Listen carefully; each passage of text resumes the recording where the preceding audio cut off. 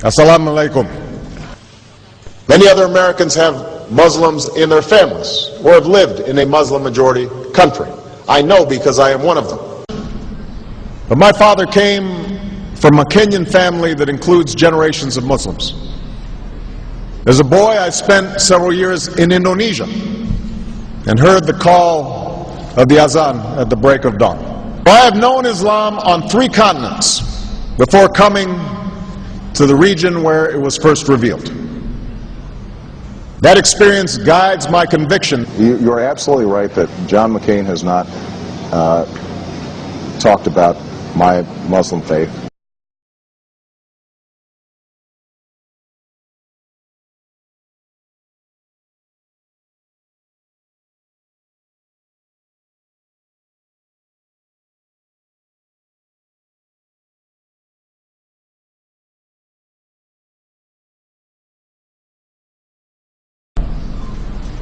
As the Holy Quran tells us, the Holy Quran teaches that, the Holy Quran tells us, and the Holy Quran also says,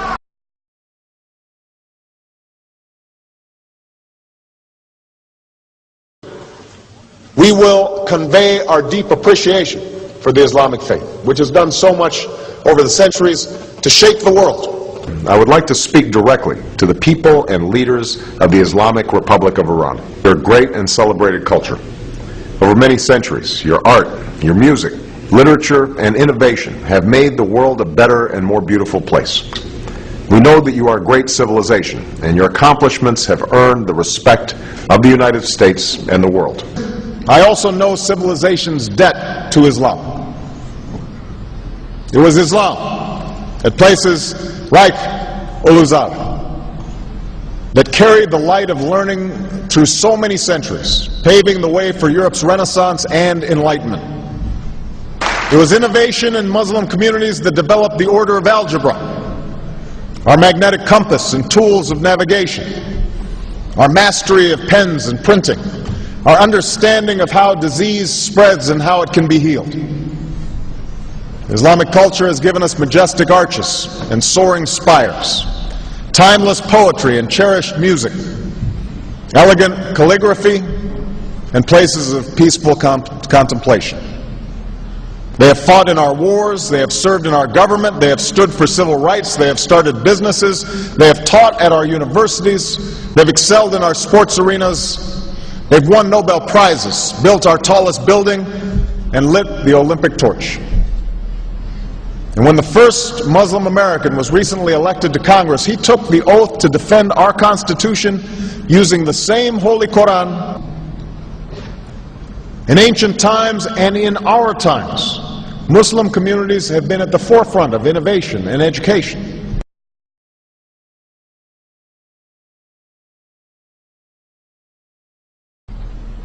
Islam is not part of the problem in combating violent extremism. It is an important part of promoting peace. The enduring faith of over 1 billion people is so much bigger than the narrow hatred of a few. In the United States, rules on charitable giving have made it harder for Muslims to fulfill their religious obligation. That's why I'm committed to working with American Muslims to ensure that they can fulfill zakat. It is important for Western countries to avoid impeding Muslim citizens from practicing religion as they see fit. And I consider it part of my responsibility as President of the United States to fight against negative stereotypes of Islam wherever they appear.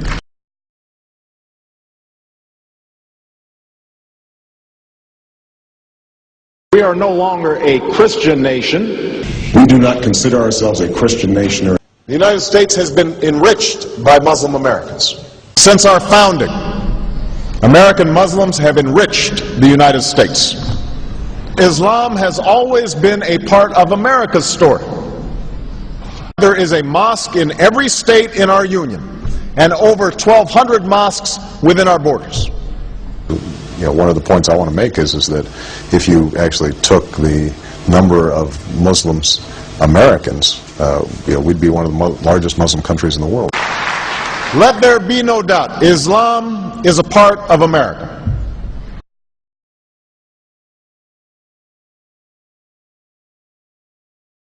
He did bow to the Muslim king, while he did not do it to the British Queen of England. And by bowing, he showed the world that I am subservient. I do bow down to you as a Muslim king, something no other president has done with Saudi Arabia.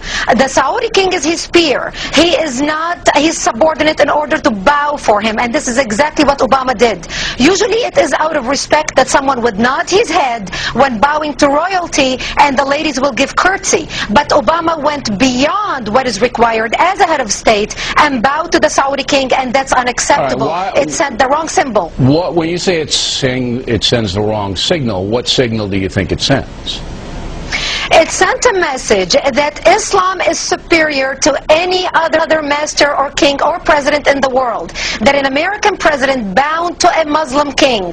It also sent a message that terrorism and jihadism is giving Islam the respect it should have on the world stage, to the point that it made an American president, for the first time in history, bow to a Muslim king.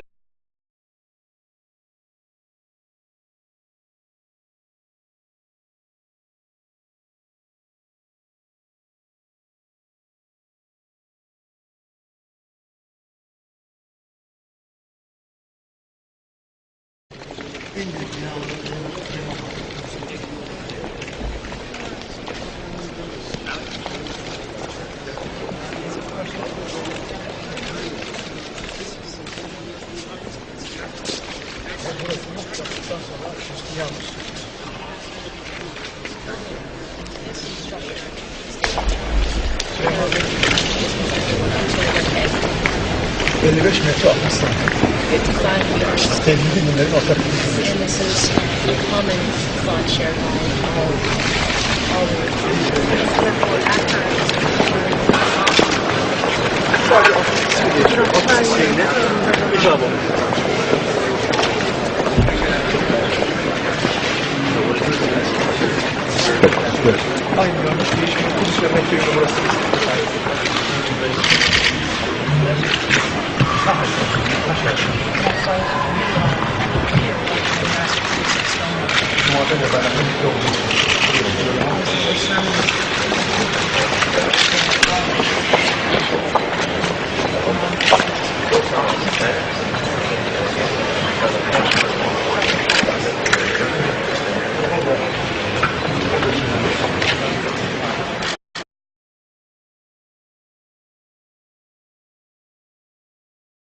Presidential candidate Barack Obama is trying to change political fashion. He gave a speech in Iowa City today, and he wasn't wearing an American flag pin.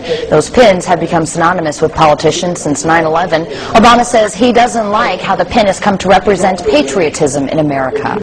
I won't wear that pin on my chest. It's a little weird, Alan, that in the middle of the campaign the guy takes off the American flag that most people wear because they're proud of their country. Let me speak as clearly and as plainly as I can.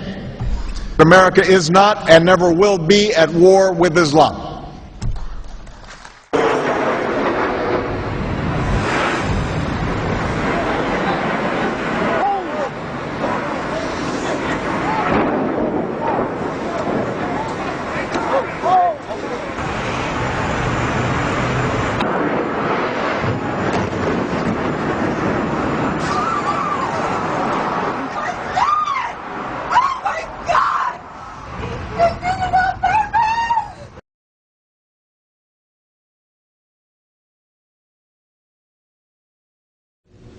Thank you.